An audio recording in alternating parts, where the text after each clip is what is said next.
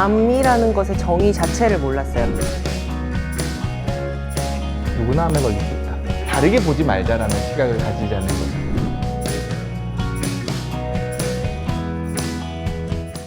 암경험자의 학업에 대해서 한번 선생님과 얘기를 나눠보고 싶은데요. 이것도 정말 중요한 문제 그리고 좀 어려운 문제인 것 같아요. 오늘 좀 포커싱을 맞추고 싶은 건 그래도 대학생에 대한 부분들을 좀 말씀을 드리고 싶어요. 대학 생활에서의 학업을 제가 언급드리고 싶은 가장 큰 이유가 이게 결국에는 나의 향후의 인생의 방향을 결정하는 되게 중요한 시점이잖아요. 네. 내가 암을 치료하는 과정에서 내 인생이 끝이 아니라 우리는 이 암을 통과하고 난 다음에 암을 관리해 나가면서 우리의 삶을 영위해 나가야 되는데 그 과정에서 대학 과정을 암과 함께 잘 넘기는 건 정말 중요하다라는 거죠. 대학 같은 경우는 그래도 본인이 좋아하는 전공을 선택을 할 수 있잖아요. 거기서 암을 걸렸다.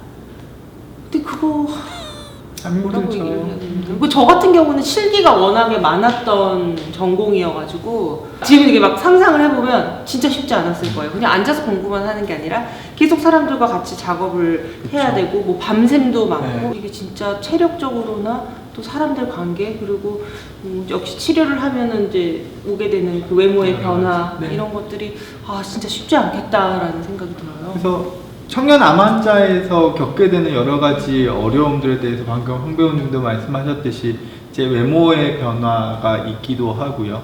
그리고 대학 생활할 때 크게 방해가 많이 되는 거는 피로함. 암과 관련해서 피로하기도 하고 암 치료로 인해서 피로하기도 하고 이거 자체가 나의 의욕을 꺾고 만사를 다 귀찮게 만들고 하기 싫게 만들고 포기하게 만드는 큰 요인 중에 한 개거든요. 또 한 개는 기억력 저하, 집중력 저하. 대표적인 경우가 항암 치료와 관련해서 뭐 항암 화학요법이나 방사선 치료 같은 경우에도 우리의 인지 기능에 영향을 일정 부분을 주는 걸로 되어 있거든요. 이제 그 의학 용어로 이야기할 때 뭐 캐모브레인, 캐모포그 뭐 이런 식으로 표현을 해서 우리 뇌가 마치 안개가 낀 듯 힘들어지는 경향 이런 것들이 흔히 동반돼서 학업을 하는 데 있어서 시험을 치는 데 있어 가지고 상당 부분의 어려움을 주죠. 저도 학생 때 암을 알았던 게 아니어서 사실 잘 모르는 부분이 많아요. 근데 중요하게 딱 생각이 드는 건 공부를 하는 것도 힘든데 저는 친구 관계가 좀 걱정이 돼요. 대학생 때는 좀 술도 마시고 놀러를 다녀야 되는데 MT 어떻게 가지? 막 이렇게 공부보다는 저는 그게 더 걱정되는데요. 맞아요. 네. 암이 이제 대학 생활 중에 발병했을 경우에 어찌됐건 암 치료 동안에는 나의 학업이나 대학 생활이 중단될 수밖에 없죠. 휴학을 하게 되시고 치료를 받게 되시고 그 이후에 이제 학교로 복귀를 하시게 되는 과정들이 있을 텐데요. 복귀를 하고 난 다음에 학교에서 어떻게 생활할 것이냐에 대한 고민들이 많을 수밖에 없어요.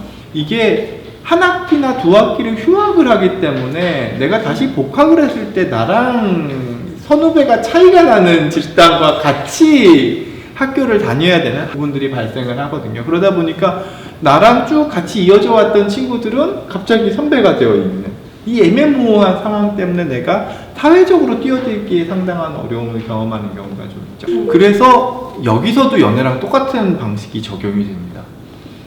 연애에서 우리가 중요한 거는 참여하는 거라고 했잖아요. 대학 생활, 캠퍼스 생활도 마찬가지인데 첫 번째는 능동이에요. 내가 참여하려고 하는 거. 왜냐하면 이 과정은 나한테 중요해요. 그렇기 때문에 난 뛰어들어야 되는 거예요. 두 번째는 내가 뛰어들 몸에 대한 상태가 어느 정도인지에 대한 파악은 중요하죠. 내가 가지고 있는 신체적인 부분에서의 여러 가지 어려움들이 있다면 거기에 맞게끔 내가 뛰어들어야 되는 강도를 조절해야 될 거거든요. 그리고 또 한 가지는 도움을 요청하는 것도 참 중요하죠. 내가 이런 상황 때문에 혹여나 어려움이 있을 수 있으니 뭐 같이 수업을 듣는 친구들에게 이런 도움들을 좀 달라든지 제일 중요한 건 교수님한테도 이야기하는 거죠. 내가 지금 이런 상황 때문에 학업에 있어서 다소의 어려움이 있지만 교수님께서 조금 이해해 주시고 배려해 주시면 저도 최선을 다해서 열심히 하겠습니다 라는 정보를 알리라고 하는 것 자체가 여러 외국에 있는 암협회나 암단체에서 청년 암 경험자 분들에게 전하는 조언이기도 하죠. 사실 대학 생활을 한다는 거, 뭐 대학 생활이 아니더라도 본인이 원하는 공부를 한다는 거, 그것도 쉽지 않은데 암을 이겨내면서 공부를 한다는 거. 그러면 남들은 한 단계 성장할 때 이분들은 두 단계 성장한다라는 지금 느낌이 확 오거든요. 그래서 지금 굉장히 힘드시겠지만 정말 대단한 일을 하고 계신 겁니다. 힘내십시오. 진짜 힘든 과정을 하는 게 맞아요. 그렇죠. 네. 내가 암 치료하고 암 관리하는 거에도 엄청난 노력과 에너지가 필요한데 여기서 힘든 대학 생활까지 하려고 하는 거잖아요. 네. 그러면 뭐가 중요해요? 지원이 중요해요. 네.